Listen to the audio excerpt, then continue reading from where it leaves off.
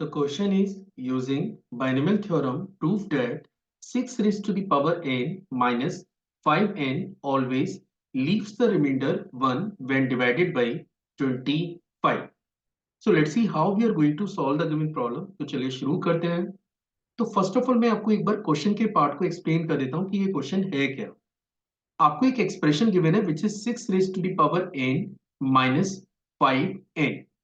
और अगर मैं क्वेश्चन के स्टेटमेंट को रीड करूं तो क्वेश्चन में आपको यह बोला गया है कि जब आप इस एक्सप्रेशन को 25 से डिवाइड करेंगे तो आपको ये प्रूफ करना है कि ये हमेशा रिमाइंडर जो है वो 1 जनरेट करेगा. पर मैं आपको बता दूं कि इस क्वेश्चन में थोड़ा सा एक एरर है. एरर ये है कि उसने रेस्ट्रिक्शन आपको साथ में नहीं दी है. मैं आपको बताता हूं कि क्या रेस्ट्रिक्शन इसी क्वेश्चन में और देनी चाहिए थी. जैसे मान के चलिए यहाँ पे n का मतलब है नेचुरल नंबर. अब n की जगह अगर मैं 1 सबमिट करता हूं तो ये एक्सप्रेशन मुझे मिलेगा 6 माइनस 5 जो कि सॉल्व करके एक नंबर 1 जनरेट करता है. अब 1 को तो आप 25 से डिवाइड ही नहीं कर सकते हैं, है ना. तो ऑब्वियस सी बात है, it is not true for n is equal to 1. अगर मैं n की जगह 2 सबमिट करता हूं, सपोज n की जगह 2 सबमिट करता हूं, तो यही एक्सप्रेशन जनरेट करेगा 36 माइनस 25. और इसको अगर आप सिंप्लीफाई करते हैं तो यहां पे एक नंबर 11 जनरेट हो रहा है. तो यहां भी वही सेम केस फेल हो रहा है कि आप इस नंबर को 25 से डिवाइड करें और रिमाइंडर 1 निकल के आए. लेकिन जैसे आप n की जगह 3 सबमिट करते हैं, n की जगह 3 सबमिट करते हैं, तो आप देख सकते हैं कि ये बनेगा 6 raise to the power 3 minus 15. और इसको आप लिख सकते हैं 216 माइनस 15, या फिर ये नंबर बनेगा 201 के. अब आप देख सकते हैं कि इनकेस अगर आप 201 को 25 से डिवाइड करेंगे तो रिमाइंडर आपको 1 मिलेगा. पर क्वेश्चन में उसने ऐसा नहीं बोला है कि आप इसको n इजिकल टू 3 के लिए प्रूफ करिए या n इजिकल टू 4 के लिए प्रूफ करिए. क्वेश्चन में तो वैसे कोई रेस्ट्रिक्शन आपको नहीं दे रखी है कि ये n की किस वैल्यू के लिए वैलिड है. पर जैसा मैंने कहा कि इसमें थोड़ा सा एरर है, तो आपको यहाँ पे साथ में रेस्ट्रिक्शन लिखनी है कि दिस इज ट्रू फॉर. ये स्टेटमेंट आपका तब काम करेगा जब n की वैल्यू 3 या 3 से ज्यादा हो. और अब मैं उम्मीद कर रहा हूं कि ये क्वेश्चन बिल्कुल ठीक है और आपको समझ में भी आ गया होगा. अब हम चलते हैं कि इसको सॉल्व कैसे करेंगे. तो मैं एक बार फिर से क्वेश्चन पे बात कर लेता हूं. फाइनली क्वेश्चन अब मेरे पास ये है कि 6 raise to the power n minus 5n. मेरे पास एक एक्सप्रेशन है जहां पे n की वैल्यू 3 या 3 से ज्यादा है. और मुझे ये प्रूव करना है कि जब आप इस एक्सप्रेशन को 25 से डिवाइड करेंगे तो रिमाइंडर हमेशा आपको 1 मिलेगा. But again be careful, this is true for n greater और इक्वल टू 3. अब बात करते हैं कि अगर आपको इस टाइप का कोई स्टेटमेंट प्रूव करना है तो इसके लिए आपको क्या कंडीशन जनरेट करनी पड़ेगी. देखिए, अगर आप इस एक्सप्रेशन को 6 raise to the power n minus 5n को इस फॉर्मेट में ले आते हैं. फॉर्मेट क्या है? 25 इंटू के प्लस 1, वेयर के इज एनी नेचुरल नंबर, है ना. कि अगर आपके पास कोई भी एक नेचुरल नंबर है, अगर आप इस एक्सप्रेशन को इस फॉर्मेट में ले आते हैं तो ये एक्सप्रेशन आपको इजीली सजेस्ट कर रहा है कि जब आप इस एक्सप्रेशन को 25 से डिवाइड करेंगे तो रिमाइंडर हमेशा आपको 1 मिलेगा. फॉर एग्जाम्पल, जैसे 2 इंटू 25 प्लस 1, ये मेरे पास एक नंबर है, तो फाइनली ये बनता है 51. अब अगर आप इसे 25 से डिवाइड करेंगे तो रिमाइंडर आपको 1 मिलेगा. तो मेरा टास्क ये है कि 6 की पावर n माइनस 5n को ये फॉर्मेट में कन्वर्ट करना.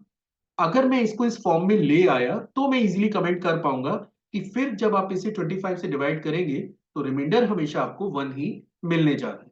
तो मैं उम्मीद कर रहा हूं कि क्वेश्चन का पूरा पार्ट मैंने अच्छे से एक्सप्लेन कर दिया है और आपको समझ में भी आ गया होगा. अब बात करते हैं सॉल्यूशन की कि हम लोग इसको सॉल्व कैसे करेंगे. इसके सॉल्यूशन के लिए आपको यहाँ पे, जैसे कि क्वेश्चन में ऑलरेडी मेंशन्ड है कि आपको बाइनोमियल थ्योरम को यूज करना है, तो मैं यूज करने जा रहा हूं 1 plus x raise to the power n. अगर हम लोग 1 plus x raise to the power n की बात करें तो इसका एक्सपेंशन होता है nc0 x raise to the power 0, nc1 x raise to the power 1, nc2 x raise to the power 2. और इस सीरीज के लास्ट टर्म को अगर आप लिखेंगे तो ये मिलेगा ncn और x raise to the power n के. ठीक है. अब यहां पे आप देख सकते हैं कि आपको 6 की पावर n रिक्वायर्ड है, तो ये इजीली समझा जा सकता है कि अगर मैं इसमें x की जगह 5 सबमिट कर दूं तो 6 की पावर n लेफ्ट साइड में जनरेट हो जाएगा. मींस आप इसे लिख सकते हैं 6 की power n is equal to nc0 nc0 और that is 5 raise to the power 0, क्योंकि आपने x की जगह 5 सबमिट किया है। अगला टर्म आपको मिलेगा NC1 5 raised to the power 1, then after NC2 5 raised to the power 2, और अगर मैं लास्ट टर्म पे कमेंट करूं तो ये हमारे पास होगा NCN और 5 raised to the power n के। ठीक है, अब इसको अगर हम लोग फर्दर सिंप्लीफाई करें तो आप देख सकते हैं कि इसे हम लोग लिख सकते हैं 6 raised to the power n is equal to NC0। मैं उम्मीद कर रहा हूं बेसिक है, आपको क्लियर ही होगा कि NC0 की वैल्यू 1 के बराबर होती है, और 5 की पावर 0 ये भी एक नंबर है, ये भी आपका 1 ही बनेगा। तो 6 की power n is equal to 1 plus NC1 की बात करें तो NC1 एक्चुअली n के बराबर होता है। मैं इन दोनों बातों को यहाँ पे मेंशन कर देता हूं। NC0 पे अगर आप कमेंट करें तो ये वैल्यू हमेशा 1 होती है, और NC1 पे कमेंट करें तो ये वैल्यू हमेशा n के बराबर होती है। तो पहला टर्म 1, अगली टर्म को आप लिख सकते हैं 5n।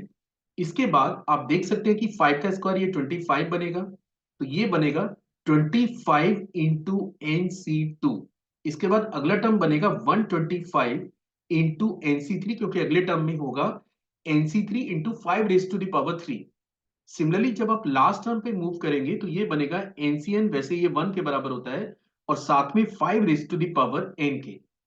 अब आप देख सकते हैं कि मैं इसे लिख सकता हूं 6 raise to the power n minus 5n। मैंने ये जो 5n है इसको लेफ्ट में शिफ्ट कर दिया है। एक आपको ये 1 नजर आ रहा है, इसको आप अलग कर लीजिए 1। और अब आप चेक करिए इस एक्सप्रेशन को। आप यहाँ पे इजीली समझ सकते हैं कि हर एक टर्म में एक 25 मौजूद है। यहां आपको 25 नजर आ रहा है, ये 125 है, तो इसे आप 25 इंटू 5 लिख सकते हैं। अगले टर्म में 5 की पावर 4 होगा, तो उसमें से भी आप 25 कॉमन ले सकते हैं। और यहाँ पे 5 की पावर n है, तो यहां से भी आप 25 को कॉमन ले सकते हैं। जैसे आप 25 डिजिट कॉमन लेंगे तो in the bracket you are getting, first term आपको मिलेगा NC2, अगला टर्म 5 इंटू NC3, और इस सीरीज को लास्ट में जाके आपको एंड करना है 5 raise to the power n minus 2 into NCN से। ठीक है, अब आप चेक कर सकते हैं कि लेफ्ट साइड में तो वही एक्सप्रेशन है जो जिसके ऊपर आपको कमेंट करना था, which is 6 raise to the power n minus 5n।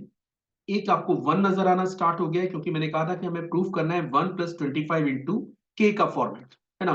तो 1 आपको नजर आ गया, एक 25 भी आपको नजर आ गया। और अब बात करते हैं ब्रैकेट वाले एक्सप्रेशन की। आप यहाँ पे देख सकते हैं कि जब भी आप जैसे NC2 NC3 या NCN इस टाइप के बाइनोमियल कोएफिशिएंट की वैल्यू जब भी आप निकालेंगे ना, वो हमेशा एक इंटीजर ही आती है। डजंट मैटर कि n की जगह आप 3 या 3 से बड़ा कोई भी नंबर आप डाल दीजिए, ये हमेशा एक इंटीजर ही जनरेट करेगा। तो ये मेरे पास एक इंटीजर है जो कि एक पॉजिटिव नंबर भी है, ये भी एक इंटीजर है, और आगे के जितने भी टर्म्स है वो सब इंटीजर होंगे। ऐड करके, क्योंकि ये सारे नंबर पॉजिटिव भी हैं, तो you are getting a natural number. यानी कि मैं इसे लिख सकता हूं 6 की power n minus 5n is equal to 1 plus 25 into natural number. कोई भी एक पॉजिटिव नेचुरल नंबर आपके पास यहाँ पे होगा। वैसे जब आप नेचुरल नंबर बोल रहे हैं तो पॉजिटिव बोलने की जरूरत ही नहीं है, क्योंकि सारे के सारे पॉजिटिव नंबर ही नेचुरल नंबर होते हैं।